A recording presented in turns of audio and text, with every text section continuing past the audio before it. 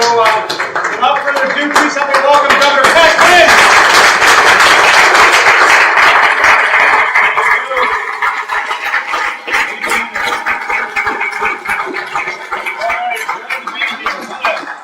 What a great turnout. I really appreciate everyone coming, and we want to kind of have a town meeting, I think, all ready to make sure I brought my notepad here, so we're ready to answer and write down any information we need to know. But I think it's important for the Governor of Illinois to get out all across our state. Last week I was down in Springfield at our state fair, and now we're here on Western Avenue, Logan Street in Chicago. And this, I want to commend everyone who really taken charge here in the First Ward. It's important to really make sure we have communities that are safe, that are focused on raising families, good schools. We have to have decent health care. A couple weeks ago I signed a bill in our state taking on the responsibility of implementing the Affordable Care Act. This is a great, great reform. I think when we look back on our time, we'll realize how strong and important it was for decent health care for everyone. President Obama made that a centerpiece of his first 4 years in office. We have passed it. The Republicans have tried 41 times in Congress to repeal it. We're not going back. We believe in making sure that everyone is in and no one is left out when it comes to decent health care. And it's particularly important for your organization to help us, because beginning October 1st, for 6 months, we can begin to enroll folks who are entitled and who are eligible for this health coverage. And it's thousands of people all across Illinois, and especially here in the city of Chicago. So we'll be working with everyone in our state, organizations, not-for-profits, individuals, families, churches, all the kinds of entities and organizations and institutions that people cross over every day. We want to make sure that we cover as many people as possible, because when I signed this law, a couple days later, our president came to Galesburg, Illinois. It was the site of one of the Lincoln-Douglas debates, and he made a speech at Knox College, and I gave him the signed copy of the Illinois law implementing the Affordable Care Act. And as you know, they call it Obamacare. President Obama calls it Obamacare. But it means I do care. And I think it's so important that we not be defensive, that we go forward. We have to be aggressive and progressive, and the best traditions of Alderman Moreno here. He knows how to make things happen.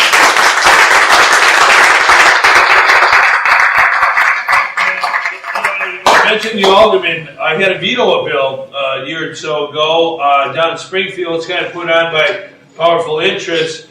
They wanted to have a certain way of recycling the film that we have. You know, when you buy almost any product, it has this plastic film. And we do want to be a recycling society. We don't want to be a wasteful society. But we have to do this in the right way. And really, Joe's a leader of this whole movement in our state. I want to thank you for doing that.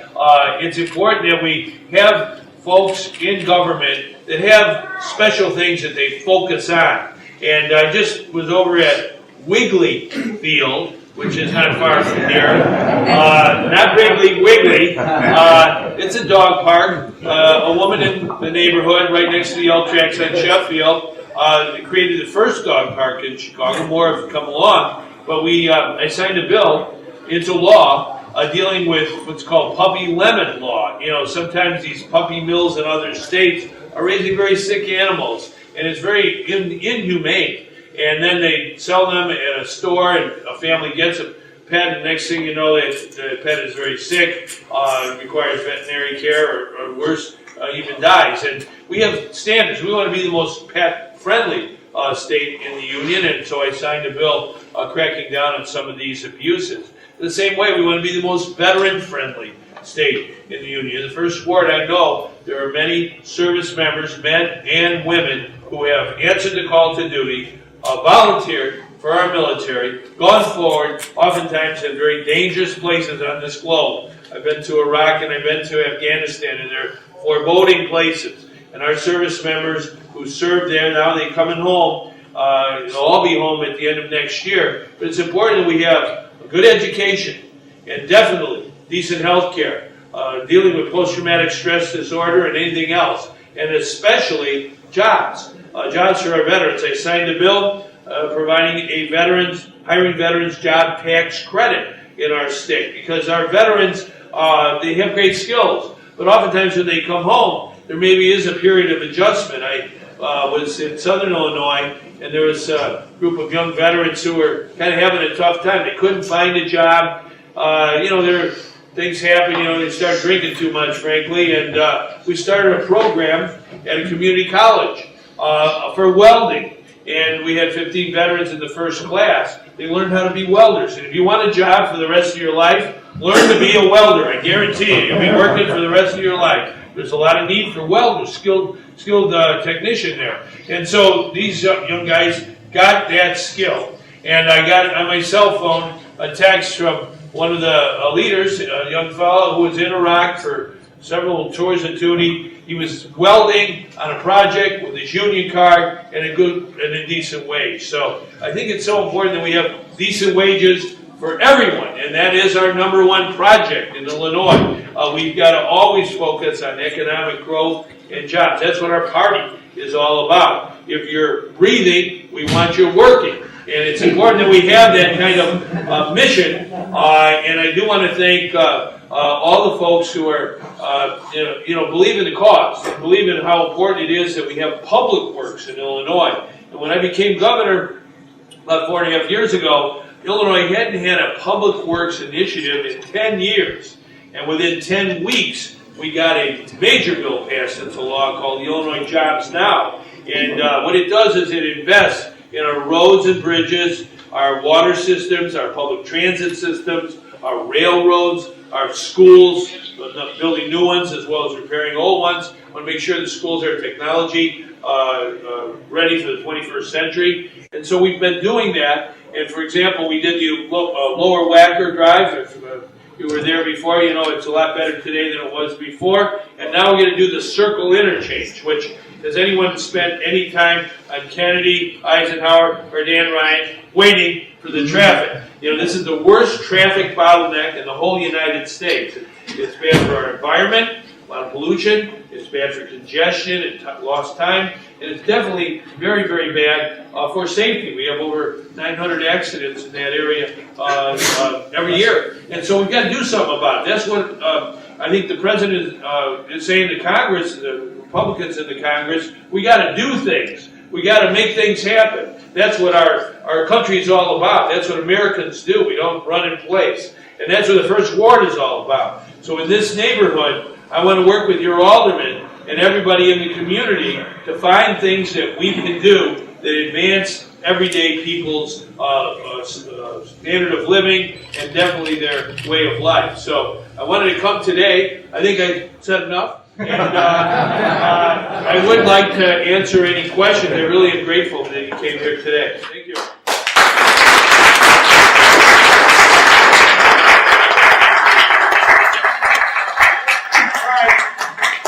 We're going to take some questions here, and the first 3 questions you commit to collecting 1,000 signatures for Elaine. 2 questions, both about.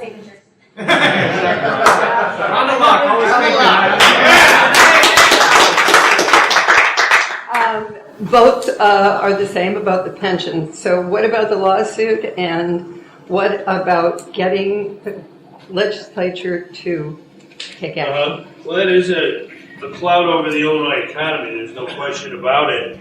We have a $100 billion liability that was accumulated in the whole pension system. There's 3 major systems. It was mainly under Republican governors, to be blunt. It did happen under the Blagojevich time as well, but for 26 years we had Republican governors, and they did not put enough into the system. If you don't put enough into the system when folks are retiring, there's not enough to take out. So we have this liability. And we've been grappling with it for 2 years. I was working with the legislature, and we put deadline after deadline that they missed. And finally, we had bond downgrades. It's not good for our economy. The worst thing is the liability requires this now. Since I've been governor, I put the full amount every year that's required by law. $6.2 billion, the number now. To put it in perspective, about half a dozen years ago, Illinois was putting around $1 billion into the pension system. Now it's $6 billion. That means about $5 billion is not going to schools, not going to health care, not going to public safety or human services or helping veterans. You know, basically, the pension is squeezing out all of the investment in core priorities that we believe in. So we have to do something. And the legislature, frankly, hemmed and hawed and kept going and going. We tried to work with people, but ultimately I decided at the beginning of this budget year, which was in July, that no one, not me, I'm not taking a paycheck, and no legislator should take a paycheck until a bill is on my desk to erase the liability. And I also suggested that they have a conference committee of both houses and both parties, 10 people, to work on a compromise, a bill that will get the job done. So that's what they're doing this summer. And I think, you know, the fact they're not getting paid does get them focused, okay? It's amazing how that works in life.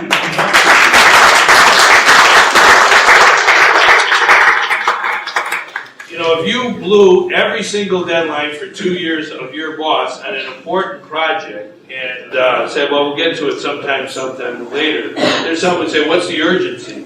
Well, if you kept saying that to your boss, ultimately, you wouldn't have anything in your paycheck. It would be an empty envelope. So what we want to try and do is get this thing resolved. I'm optimistic that we can get it done. But until that happens, there won't be any pay. Now, I was sued by the Speaker of the House and the President of the Senate, and we're going to court on the 18th of September. But if you read the Illinois Constitution, which was adopted in 1970 by referendum, by the people, it's crystal clear the governor, in the legislative article of the Constitution, has the item veto power over appropriations. It's right there in the Constitution. And there are cases, I was involved in one, where it says the governor has the right to have a role in this process of whether or not you have an appropriation for legislative salaries. So that's where we're at right now, and hopefully we'll have a good answer before you're done.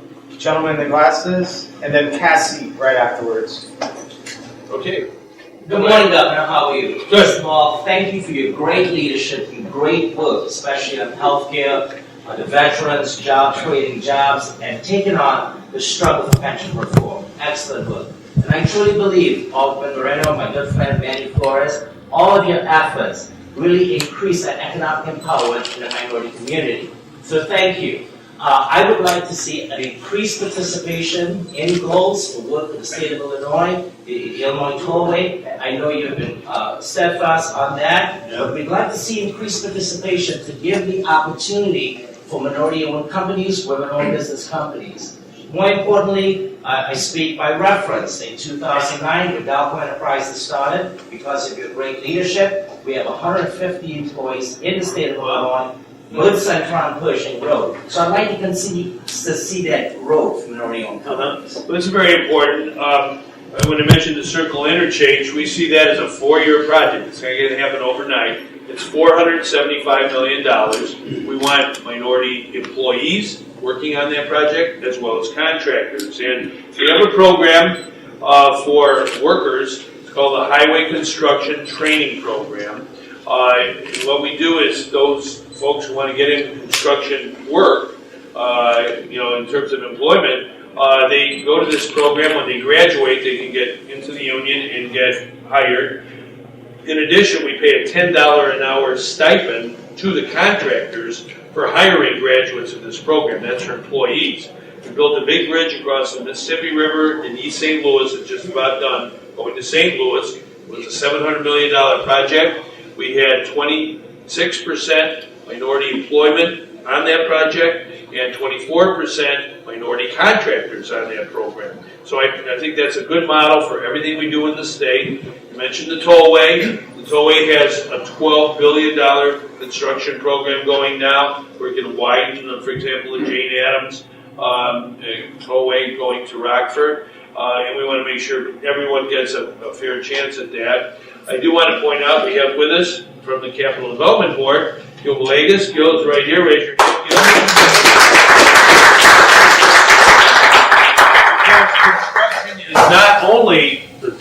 IDOT, transportation and tollway, but Capital Development Board does anything that's vertical.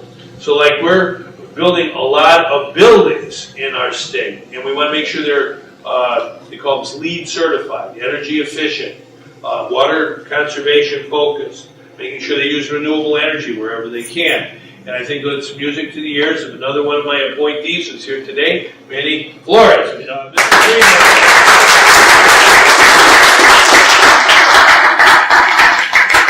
Mr. Green. He's heading up a very important agency, and it's important that we kind of regulate the situations of licensing and all that to make sure it's done right. And especially when it comes to mortgages, Manny's team, and led by himself, found some of these swindlers taking advantage of people, causing foreclosures and folks to lose their homes. And he's our man, right on the front line. He came out of this ward, the first ward. Thank you very much.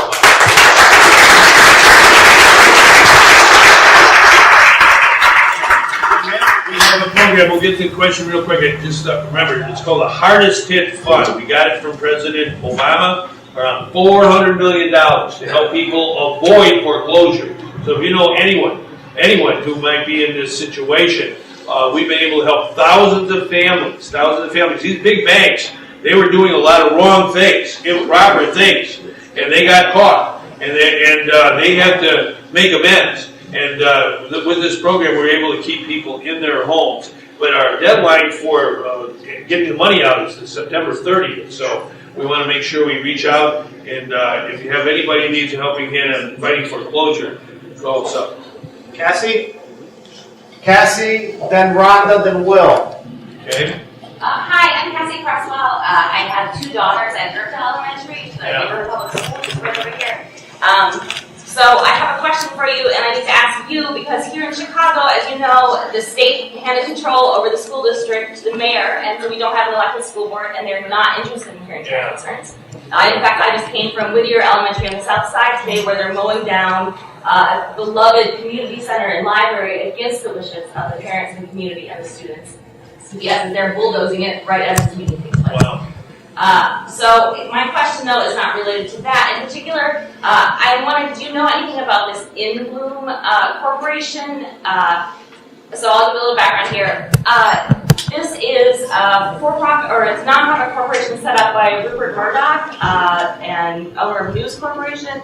And he also owns Wireless Generation, which is a lot of testing equipment and software that CPS is currently using. The Gates Foundation has paid them to set up a new student data service, and it was going to be piloted in 9 states. Currently, 6 states that have done due diligence have pulled out. The last few that are left are Colorado, New York, and here in Illinois. In January, CPS is going to start handing over all of their students' personal data, testing data, even things like health data, disciplinary stuff. All of this will go into a cloud data service run by Amazon, and there's no way to opt your child out of this. And then this data will be handed over also to for-profit corporations to sell stuff back, I guess, to schools and parents and teachers, and it's very disturbing. I, complained to the ISBE about it. I guess they're the people making this decision. I'm not sure what we can do as a state to make this not happen. The fact that every other state practically at this point that was going to be involved has pulled out is, I think, warning bells are ringing that we should not be handing over our children's most sensitive data to something like News Corp that we know that their record on privacy, they're being investigated in the UK right now for hacking people's private information. So I would love to know, as the governor, what you can do to stop this, what we can do to help you with that task, because I find this. It's very upsetting, and I really doubt that CPS will hear any of our concerns in this room about it, including Joe here. Like, they do not care what the people of Chicago think. And this is a state issue, so I would like the state to Well, I don't know a whole lot about it. I'll have to look into it. I wrote down a few of the notes here. The Gates Foundation is funding it? Like you They're said? funding it for like the first 2 years, then the district will start paying about either like from $2 to $5 per child. Is it for every district in the state or just the Chicago Public Schools? Right now, there's a pilot program in Bloomington Normal, and I think every district in Illinois is supposed to come online, in the next year or so. Chicago will be in January. All right, well, I'll definitely look into it. The State Board of Education is, it has its own constitutional status, but I want to look into this for sure. You mentioned about the Board of Ed here, Chicago Public Schools. I live west of here, North Avenue, about 6600 West in Austin, and I was on a local school council before I was governor and before I was state treasurer. And it's really important to have schools that the community has a voice in and parents have a voice in. And so I have been always in favor of an elected school board in Chicago. We're the only place that doesn't have an elected school board. If you look around the country, LA, Los Angeles, they're bigger than us. They have an elected school board. And I really feel that some of the issues that we're dealing with now, coming up very soon on August 26th, is the opening of school. And we had some of the CPS people in there, funding people. We're trying to find anything we can from the state that can help them get more resources this next couple of weeks, so we can avoid some of the cuts in their budget of personnel that really teach our children. So this is an ongoing mission. And it is important that we work together on it. But I wish that the school board really should be elected, in my opinion. And we're going to work on that issue. I know folks here have done that already and want to keep the ball rolling. I'm just informed that the governor has time for 2 more questions for the 2 people that I called on already. Hopefully you have your questions ready. Rhonda? We can do more too. Yeah, you're going to leave for another. Yeah, we'll do more too. Yeah. No.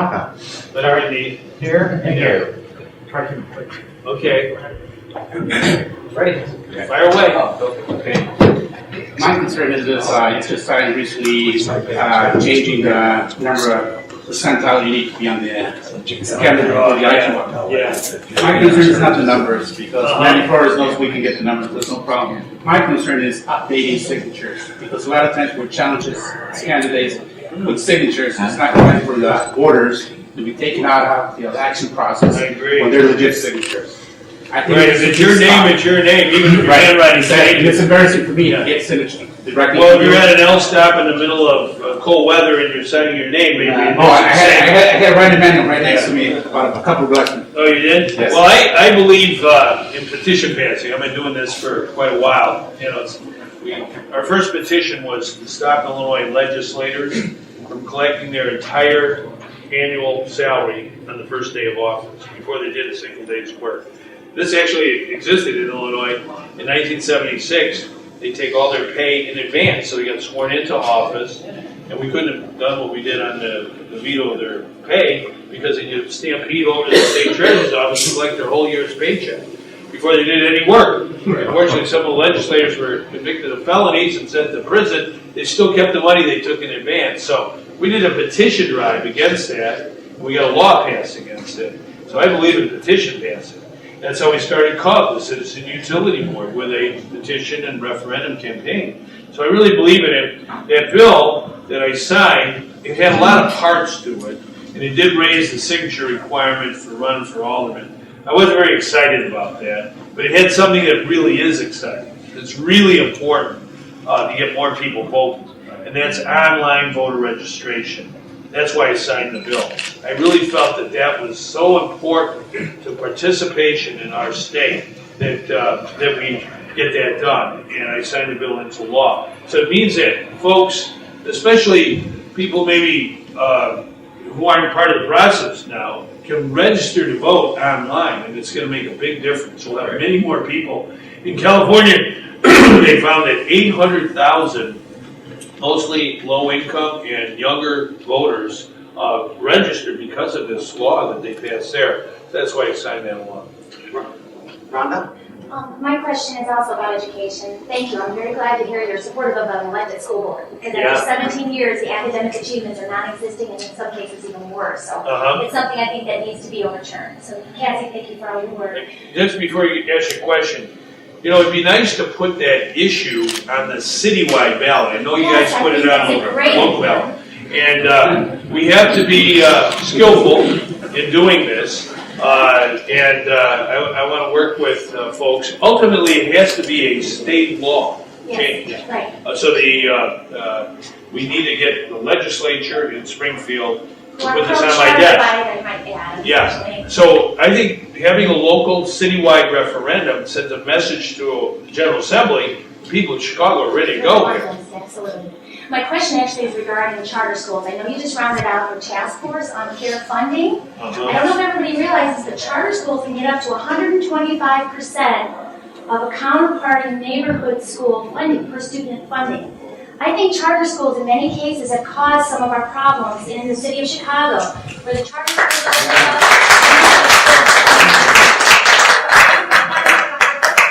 I also believe an elected school board would be more responsive to some of the parents' input in this case. So, unfortunately, I do recognize that the chairs of the education committee, I believe, are very pro-charter. So I make sure that Rhonda, I just want to make sure I make one clarifying statement. Yeah. The charter schools actually only get 80 cents per dollar right now for every they have the per ability. school. They're actually, this task force right now is to look at it to get them more money, and the law right now reads that they can get up to 100%. Well, I'll let you address the question, but I think we should have this dialogue and conversations about charter schools in the first ward. And not all of them are bad. I think some of them are great. Noble high schools are doing a great job. But please ask your question to the governor. No, my question is, I'm just asking for fair communication because unfortunately the perception I have is that it's very much more pro-charter legislators looking at this and making sure that there's an equal voice at the table. So.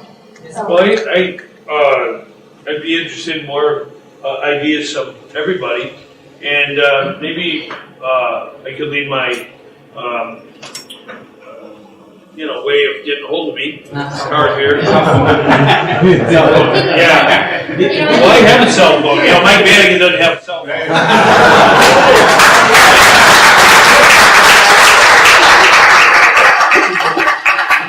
I signed a bill to abolish the death penalty, and we had this debate about it. Before I signed it, I got a call from Archbishop Tutu in South Africa asking me to sign it, and I did. And then he called me back and said, "Thank you very much," from himself and Nelson Mandela. So they did that in South Africa when they became part of the government. Well, I'll follow your leader here. I like your shirts. These are really good.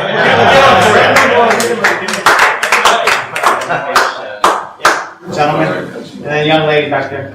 Governor Quinn, I'm a CPA, so I'm going to ask you a question about taxes. I noticed that there is I tell my clients that Illinois is a great state to retire to, not for the weather, but because all retirement payments are exempt from taxes, income taxes in Illinois. Many of the other states do tax them, like Wisconsin, for example. 48 other states. 48, yeah. I know, it's like Illinois. It's Us like in Mississippi are doing it. Okay, I don't do much in Mississippi. But my question is, if this was closed and it would mean lowering the 5% down to 4 or 3%, would you be in favor or against it, and why? Well, I'm in favor of, in the coming year and a half here, of a comprehensive discussion on what's a fair system. I think all taxes, and nobody likes paying taxes. Property taxes, our state is a very high property tax state. That's a local tax. So I think we really need to have a statewide debate on that. I'm sure it'll happen in a gubernatorial election. But it should be all based on fairness, ability to pay. That's why, I have, over the years, been in favor of what I would call progressive income tax. So that if you're making over $250,000, you should have a higher rate than somebody who's making $25,000. If Donald Trump moved here to his Trump Tower, he paid the same rate as the cleaning lady. And, there's some elements of fairness there. So we'll have that debate this year, I think. There are loopholes, corporate loopholes in the tax code that ought to be closed. There's one called the oil derrick loophole that gives huge tax breaks to Illinois oil companies doing business in Illinois, that basically are allowed to declare oil derricks in the Gulf of Mexico to be foreign countries, and that's how they avoid Illinois income tax. So there's all this kind of arcane stuff that isn't fair. So we really need to get involved in that. On the whole area of retirement, I would always want to, for our state, exempt all Social Security from taxation. I think that's a principle I want to fight for. But we do have, believe it or not, quite a few millionaires, and they may get over $1 million a year in retirement income, and they pay zero in income tax, where somebody who is working for minimum wage pays full income tax on their income. So there's some real lack of equity there. And on that subject, I do favor raising the minimum wage over the next 4 years from $8.25 to $10. President Obama, he believes in that. I believe in that. I fought for that. In 2006, we had a referendum on the Cook County ballot about that, and we need to have it again. Because there's a principle as old as the Bible.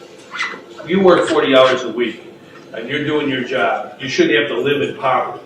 And that's really a principle you got to fight for. Because in this coming election, there are going to be folks on the other side. The same old crowd that we saw last year with Mitt Romney and the 1%. We've got to make sure we have a decent society. That's really what the first war is all about. You guys have a community here. I really want to thank the Alderman Marino for his, the idea of having a town meeting. This is what it's all about. And we don't want a bunch of tycoons at the top to be calling the shots for everyday people who are the heart and soul of America.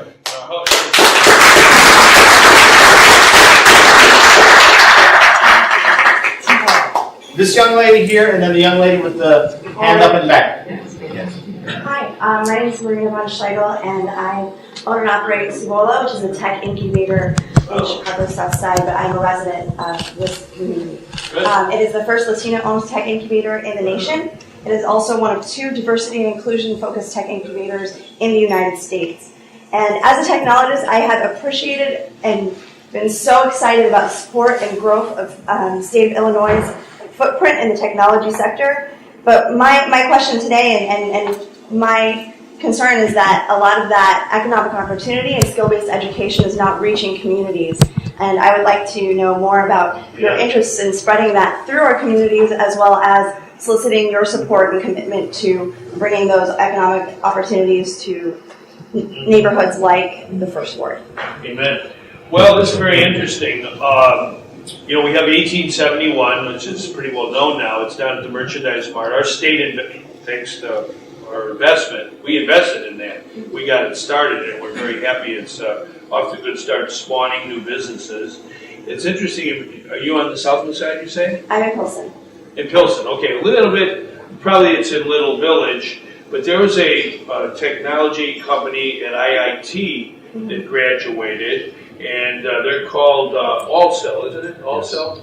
Allcell. Yeah. I work with IIT and Northwestern University of Chicago, and I work with a lot of the bigger foundations and organizations here. So I think that there needs to be a more comprehensive push to get that out into communities. Yeah, I agree. I want to give you a couple. See, this Allcell, what we did to help them is we got from President Obama, the federal government. It's called Advantage Illinois. We got funding where we could use that to get private banks, financial institutions to make loans to these new technology businesses. Debt financing doesn't work with startups because it's too high risk investment, and with digital especially, there's nothing tangible. We have a venture fund too. But this Allcell, which graduated from IIT in the Southwest side, started with 6 employees 2 years ago. They have 46 employees now. They're exporting to 5 different countries already. And they do a certain kind of battery you can use on a bicycle or a motorbike and something like that. Now, I want to get to one of your points. In order to really be strong in where you want to go, we've got to have ultra-high-speed internet wherever possible. So we have gigabit grants, we call them, gigabit community grants. And this is kind of an interesting area, Joe, that we might consider. we've done about half a dozen of these where we work with a university or some local community entity, and they get $1 million grant to have ultra high speed, 100 times faster internet, because we think there's creative people and businesses that can really benefit from that, create new jobs, create apps, all kinds of things like that. We've had good success with that. We're only scratching the surface.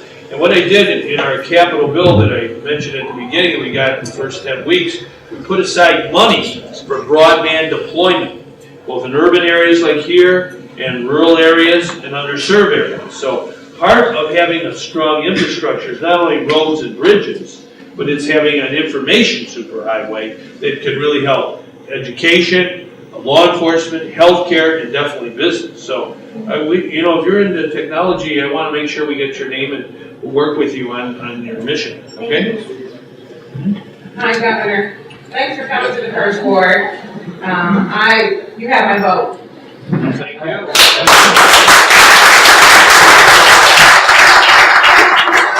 I'd like to know what the state is doing to help combat food deserts. Chicago's #2 in the nation. I started an urban garden in the back of the Yards neighborhood. I live here in this community. But in this neighborhood, we have lots of stores. We have Strike Hill, we have Dominick's, we have lots of things. But certain neighborhoods here in Chicago, they have no food. And I want to know if there's capital or resources available, because I'm looking. I'm growing the food, I have the retail space, I have the community center, but I'm doing it all on my own, and I really need some help. And I would like to see this food desert problem go away, because I'm convinced that children's diet and them not having a good night's sleep is affecting all the violence. So I really want to fix this, and I want to know, is there any money? Like I see stuff in Wisconsin, I see things in Indiana, but I don't see anything locally helping combat food deserts. Well, we want to work on that. Now, Laura Silva works at the Department of Agriculture, so I want to hook you up with her. I was just at the state fair, when you're down there, you see firsthand the abundance of Illinois agriculture. I actually signed a bill for local food in connection of local farmers to local food. As a matter of fact, we got the link card. We want to have an electronic at farmers markets. We have it in about 30 or 40. We have a bunch of farmers markets in Illinois, around 300. We want to make sure that the link card can be used to buy fresh fruit and vegetables at farmers markets. And in addition, we did a press conference a few weeks ago with Link Up, where you get a coupon, or you can get another $25 worth of buying fruits and vegetables if you use your link card to buy fruits and vegetables. So I'm interested in that. We do have some capital money. That's why I'd be interested in working with you on that, on the food desert issue. The Greater Chicago Food Depository, as you know, is on the southwest side there. We have about 600 food pantries, and part of our mission is to help all of our food, I would call them depositories. There's about 8 of them in Illinois. The biggest by far is Chicago. And we want to make sure that they have access to fresh food and vegetables that they can supply pantries. But obviously, when you talk about a food desert, you're trying to put an institution in a neighborhood. And so I'm very interested in your urban gardening as well. We want to say one more thing about the food depository. I'm a Chicago Blackhawks fan.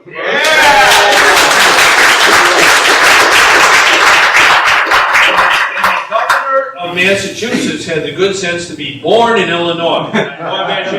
He's a very good friend of mine. His name is Deval Patrick. He's a great guy. Talk about getting health care out to people. Massachusetts has really done a great job. I think about 98 or 99% of the people in Massachusetts have health care. However, as you know, he has a team in his state known as the Boston Bruins, and they play the Blackhawks. And we had a food bet, okay? But it was not about pizza or lobster or any of that. It was about the winner of the Stanley Cup Championship Finals would be able to be host to the team that the governor of the team that lost, and that governor would come and volunteer at a food bank. And that's what Governor Patrick did. He got off the plane at Midway and went right over to the Greater Chicago Food Depository. We volunteered dealing with pears, all about an hour and 2, whatever it took, to get it done. So I really feel what you're onto is very important. We have a program for school breakfast. And I went to a school in Berwyn where kids have got school breakfast. And there's money, federal money available for this. and not enough of our schools in Illinois take advantage of school breakfast in addition to school lunch. So we, at Governor's Mansion, had a big event this year inviting these school district folks to learn about the school breakfast program, because if children have proper nutrition, they learn better and they're less agitated. And so, in the summertime, you got to be very careful because kids don't even get school lunch in some cases. So this is a really, really important issue, and I want to get you in touch with some of our folks who work together. I just want to add, somebody just brought up the idea, another state actually reduces the tax liability for the empty lots to encourage the use for urban gardening. So we got to look at maybe trying to do some sort of incentive. And I know Joe's been a leader, Alderman Moreno's been a leader in terms of community gardens. But give the people a reason to give up that lot 4 or 5 years to let some gardening go on. All right, well, let's get that going. Yeah, we like things bubbling up from the grassroots, literally. Okay. Well, thank you, Governor Quinn.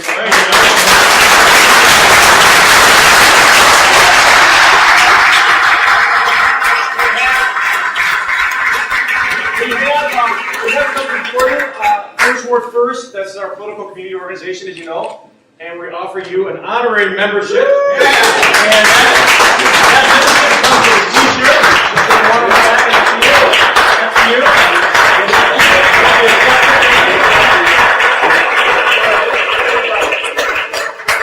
This is what it's all about. This is what democracy is all about. Everyday people gathering together in their neighborhood, in their ward. I live in the 29th ward, straight west of here. And I really want to thank Joe. He's a grassroots alderman. He's my kind of guy.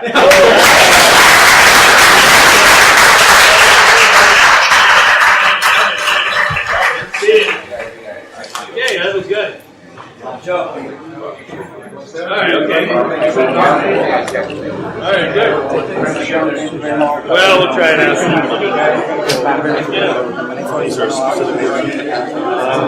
Oh, wow. You take our picture.